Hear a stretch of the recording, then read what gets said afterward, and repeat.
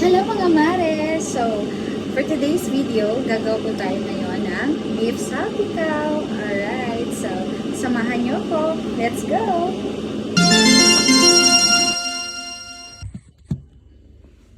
So, ito pala yung beef na lulutuin natin, na gagamitin natin sa ating beef salpicao. And this is high quality beef. Masarap talaga siya.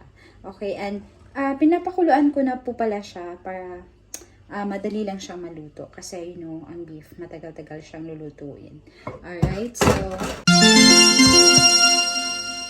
and isa-slice na po natin siya. Yung medium cut lang.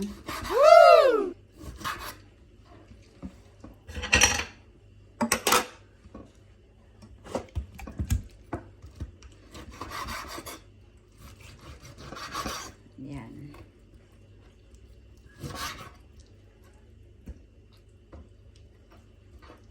By the way guys, yung beef na nagamit natin is, ito po yung bigay lang ng company nila daddy dito sa farm. Woo! So, nakalibre na kami ng meat na beef dito. So, tapos na nating mahiwa. Next step po is gagawa po tayo ng sauce. Woo! Salpicao is meron talaga siyang Worcestershire sauce. Pero since wala tayo, so gagawa na lang tayo ng substitute nun. Okay? So, kakailanganin po natin is ang hot sauce. Woo! Konti lang.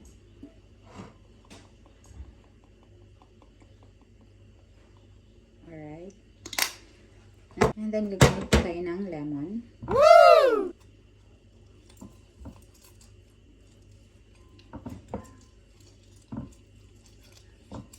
Nag-wash po ako ng kamay ha.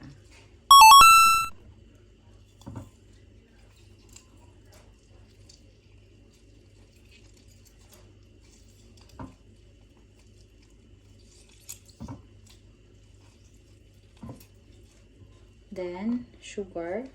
Woo! And soy sauce. Woo! So, hahaluin lang natin hanggang sa matunaw lang yung sugar.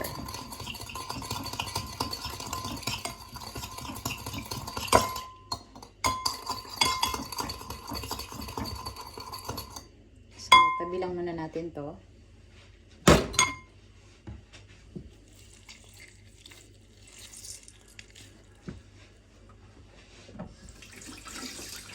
Hugas ulit tayo ng kamay.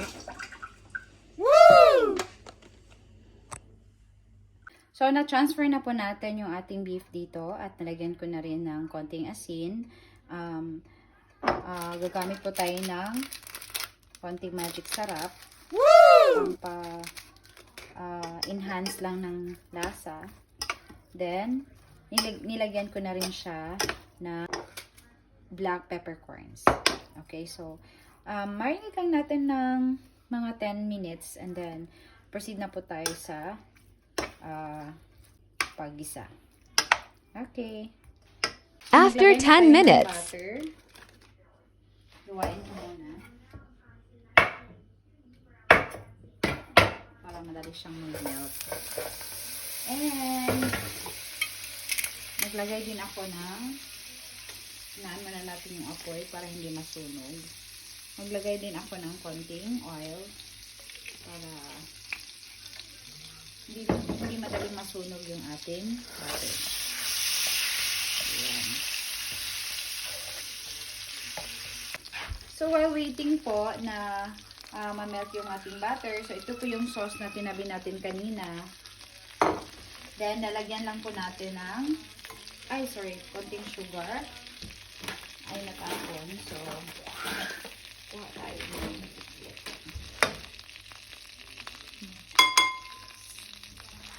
Konting sugar.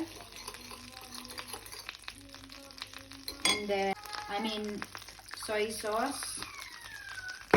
And course, hindi mawawala yung ating chili flakes. Ayan.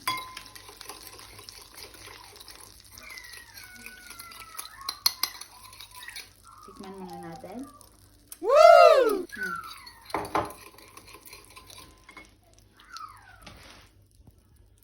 So, next is, lagay na natin yung ating garlic.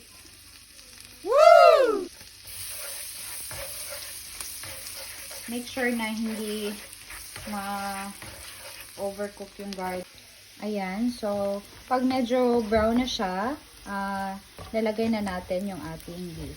Make sure na mainit yung kawali kasi maglagay na tayo ng ating beef.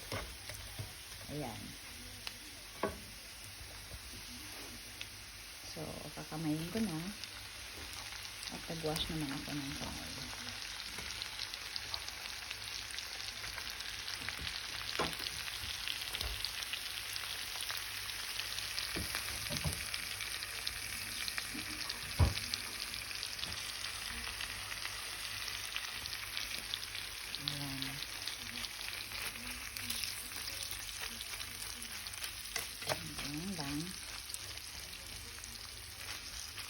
Kita nyo yung quality ng meat na ginagamit natin.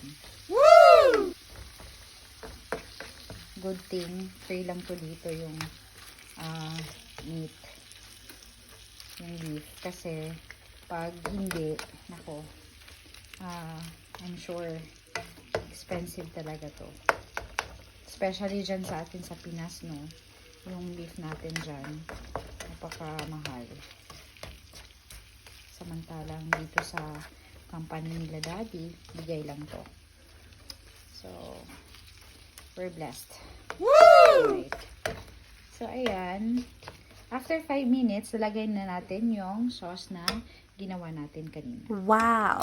Okay, so balikan natin yung after 5 minutes. 5 minutes later. Haluin lang natin.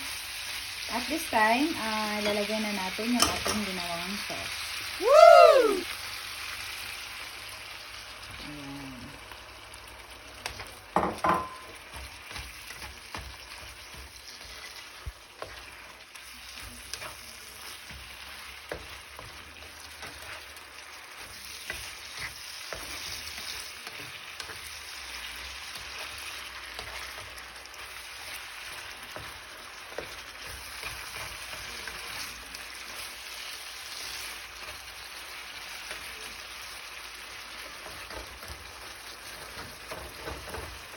Okay, so pag ganyan na, babalikan natin mamaya para mas lumambot pa po yung ating beef.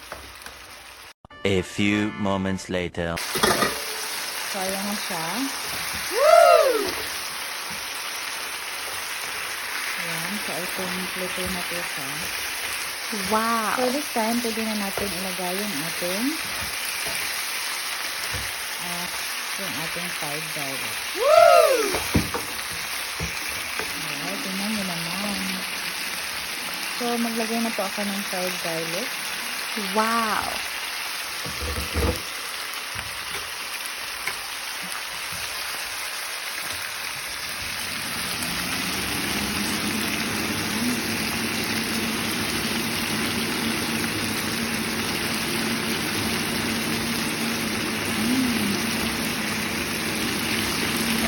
Parang masarap talaga ito, guys. Wow! Sa amoy pa lang, ulam na. Woo! So, salamat pala kay Chef Obang. Siya po yung idol ko po na chef. Kasi, aside from madali lang po yung mga recipe niya, eh, yung mga ingredients niya, eh, makikita lang po sa counter natin. So, sobrang pagdating sa pagluluto. Hi, Chef Obang! Baka naman. Ayan. So, I think ready na po ito, guys. So, waiting muna tayo.